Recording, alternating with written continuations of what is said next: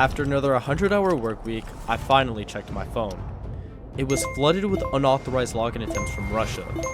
For decades, I built my reputation on trust. A cyber attack would ruin everything. Then, my phone rang. A calm professional voice said he was from Google's security team. He knew my email, he knew my name, he knew everything about me. He walked me through securing my account, and I did everything he said. I went to bed that night thinking I'd been saved. I woke up to find out that every single Bitcoin I owned, worth $230 million, had been transferred out of my account while I slept. Everything I worked for my entire life was gone in a single phone call. This is the story of Malone Lam. Like it's game time. I wake up, flex, thumb down that check, no drip this, time to run it. Operating under online aliases Anne Hathaway and Greaves, Malone seemed like just another unremarkable 20-year-old from Singapore when he pulled off what prosecutors call the largest single victim cryptocurrency heist in history. We did! Oh my god! $242 million! Do you know how much money that is? This dropout from Unity Secondary School managed to steal $230 million in Bitcoin with nothing more than just a phone call and some basic social engineering tactics. What makes this case insane is how ridiculously simple his method was. Lam spent his teenage years gaming on Minecraft servers and hanging out in Discord channels. When he dropped out of school, those casual gaming connections eventually led him into something much darker. He became part of the Com, an underground collective that started with video game scams and graduated to sophisticated cryptocurrency fraud.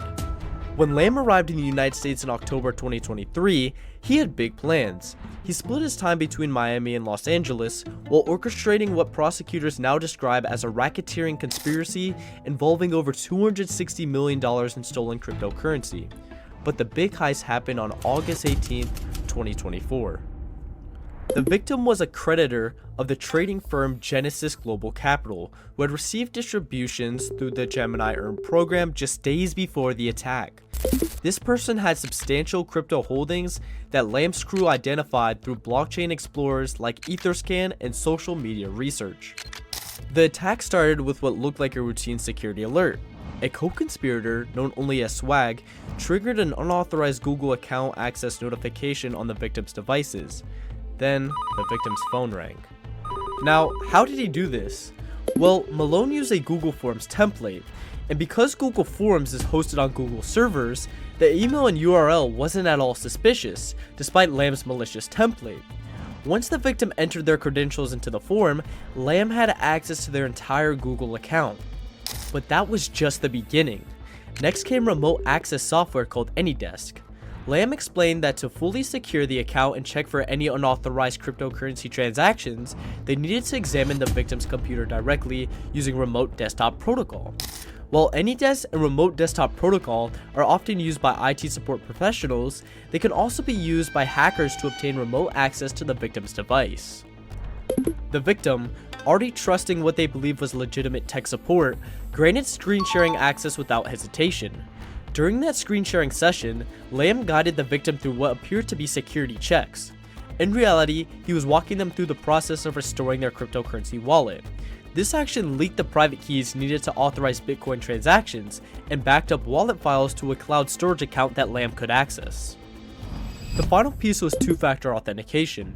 Through continued manipulation and the shared screen access, Lam reset the victim's two-factor authentication settings, giving him complete control over the cryptocurrency wallet. Within an hour, the victim went from being completely safe to having every security measure bypassed by strictly words.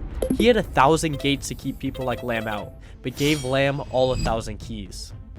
At 4:05 a.m. on August 18, 2024, Lam executed the theft in a single transaction. He transferred 4,064 Bitcoin worth approximately $230 million into wallets under his control.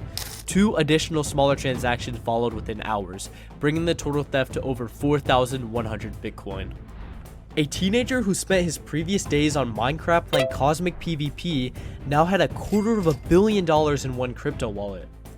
Rather than laying low or carefully laundering the funds, Lam and his 21-year-old accomplice Jendil Zorano, who went by the alias Versace God, embarked on one of the most insane spending sprees in criminal history. At exclusive nightclubs, Lam was spending between $400,000 and $500,000 per night, with tabs in one night exceeding $569,000. He also paid for massive signs bearing his name to be paraded through the club. Malone! Send me bottles, Malone! Welcome home, Malone! They just hit $100,000 in bottles right now! Jesus, Malone, this is next level. Lam then purchased over 30 exotic vehicles, including a Pagani Huayra worth $3.8 million, a Lamborghini Revuelto worth $1 million, custom Porsches and Ferraris, multiple Mercedes G-Wagons, a Rolls-Royce, and a McLaren. He also had a custom Lamborghini with his name on the side. Perhaps most bizarrely, Lam developed a habit of giving away Hermes Birkin bags worth approximately $20,000 each to random women at nightclubs. Sky Bree received one such gift and later posted a TikTok video describing the surreal experience of watching this young man buy hundreds of bottles of champagne and distribute luxury handbags like party favors. Like, I'm talking, it had to have been, just within that 10 minutes that I was there, $100,000 worth of alcohol. And he had been at the club, like, for a while. The scale was so excessive that nightclub management told investigators they had never seen anything like it. Lam then rented a $50,000 per month home in Encino, California for Serrano. He hired private security teams, chartered private jets, and purchased a $2 million watch. Lam knew he never had to work a day in his life again. What he didn't know was the hour he committed the heist was the hour a massive investigation by Zach XBT began. Now, who was Zach XBT? Zach XBT describes himself as a former scam survivor turned digital detective, and he's notorious for tracking down perpetrators of cryptocurrency heist. In what he would later describe as one of his best investigations of all time, he began connecting wallet addresses, transaction patterns, and real-world activity using tools like Arkham Intelligence and blockchain analysis. Law enforcement also began investigating, but waited for Malone and his crew to essentially dig their own grave.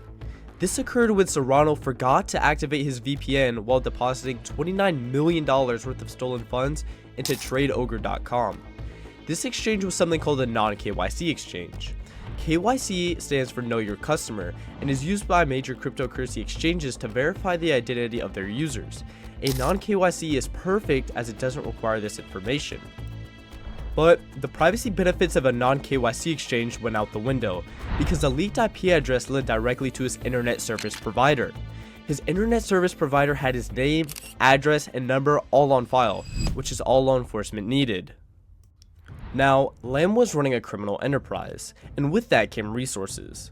One such resource was a bribed off-duty law enforcement officer who told him that they were now being investigated. The officer suggested Lam and his crew flee to the Maldives. The Maldives does not have an extradition treaty with the United States, which would make it incredibly challenging to arrest Lam. Lam went to the Maldives, but either missed the memo that the officer meant to relocate permanently or just didn't care. Along with his flight ticket there, he purchased a $20,000 stay at a luxury hotel for a week, and he bought a flight ticket back for a week later. Now, this would make perfect sense to do. That way Lam wouldn't be questioned at customs and nothing would look suspicious. Then, he could just miss his flight back and start a new life. But he didn't. He came back. The scenes I described of Lam's earlier insane parties started back up again. Lam instructed guests to hold signs reading "Told you we'd win." He was still in Miami, and he didn't even move houses. On September 18th, 2024, Malone got a message from a bribed off-duty officer saying agents were about to raid his home. Then, a loud bang went off at the front door, and FBI agents rushed in. Malone ran to his balcony and threw his phone off it. The FBI arrested him, seized 9 luxury vehicles worth over $12 million, and seized high-end watches including one worth $1.8 million. That same night, Serrano was arrested at LAX airport while attempting to flee the country.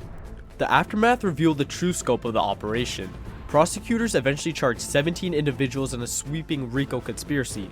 The enterprise included database hackers, target identifiers, money launderers, and even residential burglars who conducted coordinated break-ins to steal hardware wallets, including Ledger and Trezor devices. Today, Lam remains in federal custody, facing charges that could result in life imprisonment under the RICO statute. 9 of his alleged co-conspirators have pleaded guilty, and prosecutors report that at least $100 million remain unaccounted for. 22 of his luxury vehicles are still missing, including a white Lamborghini bearing his name. It is unclear how much time Lam is going to get, while there are some reports of a plea deal.